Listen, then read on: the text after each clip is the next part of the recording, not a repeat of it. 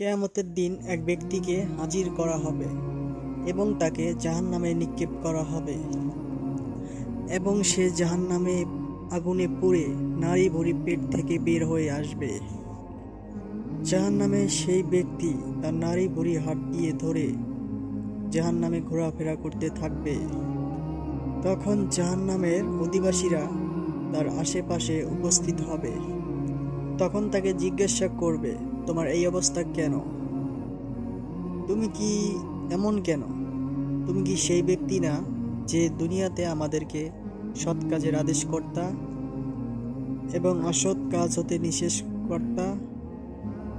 তখন সেই ব্যক্তি উত্তরে বলবে, হ্যাঁ, আমি সেই ব্যক্তি, আমি সেই লোক যে তোমাদের সৎ কাজে আদেশ করতাম।